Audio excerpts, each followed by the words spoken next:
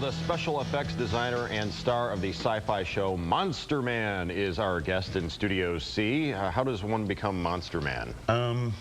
35 years of non-stop hard work making monsters, I guess, and then get a reality show on Syfy. All right, so give us a little bit of background when you say making monsters. Well, I've been doing special makeup effects for 35 years now. In fact, I've never done anything else, and I don't know how to do anything else. I'm not even qualified to work at McDonald's right now. But after 35 years of doing this, finally, through an odd sense of circumstances, I ended up with a reality show, and it was really a case of being in the right place at the right time with the right car. My hearse. Your hearse? My hearse. Well, of course you have a hearse. Yeah. Why am I not surprised? Do you have any creations that people would know? They know the creation, but they don't know the name behind it? Yeah, probably a lot of them, because most of my career has been kind of like anonymous, because I always preferred working and creating the stuff and not dealing with clients. But when you do that, other people tend to take credit for your work. You know? So now I've decided to own it. But yeah, most people would know me from Pee-wee's Big Adventure. I played Godzilla, and I love Godzilla, so I could have died that day, would not care, because I played Godzilla. I fought King Ghidorah, ran into Twisted Sister. Wait. When he's riding the bike across the Warner Brothers backlot. The backlot, yeah. You're filming a Japanese monster movie, and Godzilla and King Ghidorah. You're inside the Godzilla. I made the Godzilla and the King Ghidorah, and actually, if you see, look at the film and slow it down and back it up, right before the Godzilla scene, you'll see me with my goth hawk up and shit. Right before that. Bleep. Right in that scene, right before that, there's a couple of cuts of me on the right-hand side. I love that. Is one of my all-time favorite movies. That must have been a blast to have been on. Another thing people would probably know me for is the dog in Sandlot, the monster dog from that film that we shot in Salt Lake City. And in fact, I was back in Salt Lake last week and went to the Sandlot again and took a look at that place. Well, let's get inside baseball here. Let's go old school. I mean, I grew up, I'm younger than you, I'm assuming, but I grew up reading Fangoria and Starlog, and back when effects were practical effects. They actually were created with squibs and Caro syrup and red food dye number 5. It's the way to, well, I mean, obviously it's the way to go. When they started doing blood and gore stuff, CG, it was kind of like, it's never really sold it because it doesn't have weight and viscosity. But to me, it's like CG isn't, there's a place for it as an enhancement to a practical effect, but it should never replace it, because what it does is takes out the how do they do that aspect of special effects. And that's just, to me, tragedy, because like you see the Valley of Gwangi from Ray Harryhausen stop motion with like 4 cowboys roping an Allosaurus, and it's all done by hand. I mean, that's magic on the screen. That is, it's movie magic. And you just don't get that anymore. And a lot of the problems with CG also is weight and impact. And I've seen some good ones. Like I thought Clash of the Titans remake was really good.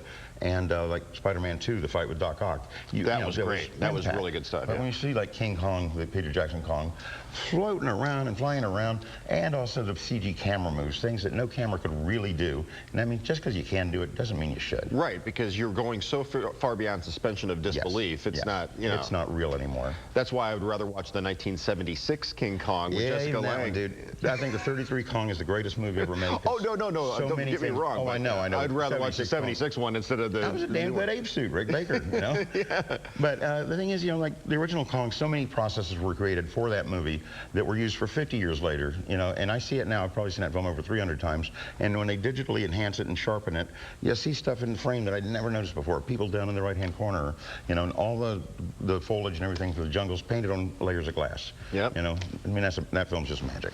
So you're in town for Erebus, the haunted house that we know so well, one of the top attractions in the world for scaring people. What are you going to do when you're at Erebus? I probably not go in because I'll be too scared to. No, I'm going to be greeting fans. This is what I've been doing every weekend since the show aired, because we were put on opposite the new season of South Park when we first aired.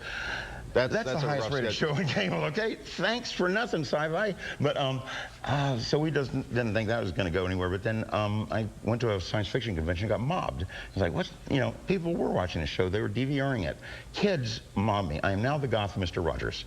Kids love the show. They draw stuff for me. They're sculpting. A little girl in Pittsburgh brought a mask she had sculpted, molded, and cast in latex, 7 years old. And when I see that, I mean, these are the new generation of monster kids, because that's what I was. I was a monster kid. Monster kid, yeah. We had a horror famous monster to filmland. We had a horror host here at the station for a long time, Sir Graves Ghastly. Oh, I watched him every week growing up. Absolutely. I was a horror host back in Jacksonville, Florida, where I grew up. So. There you have it. If I said remake of The Thing or prequel to The Thing and the original, which is a classic of practical effects, what would you say? Well, okay.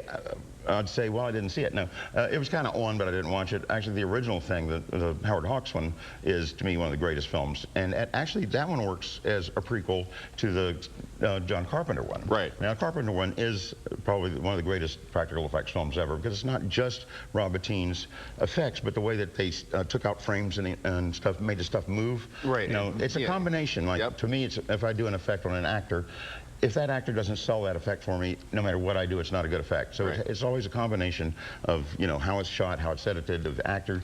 It's, you know, everything has to come together. It's like pulling off a magic trick every damn time. The name of the show is Monster Man. It is on the Syfy channel. Give me the day and time. Hopefully sometime soon we'll get a second season. Oh, all right. Well, there you have it. I also wanted to mention, though, I am going to be in Flint, Michigan at FlintCon on Saturday, and be able to meet a lot of fans there, and then I'll be at Erebus tonight and tomorrow night. There you have I try and cover as much ground as possible when I hit Detroit. You should. Yeah, a lot of fans here. We'll put all the information on our website, myfoxdetroit.com. Well, there you have a little Danny Elfman for you there. Absolutely. Oh, I have vlog stuck in my head. I started playing in my head. Vlog, it's vlog. Everyone knows it's vlog. Better than bad, it's good. Thank you. We'll be back.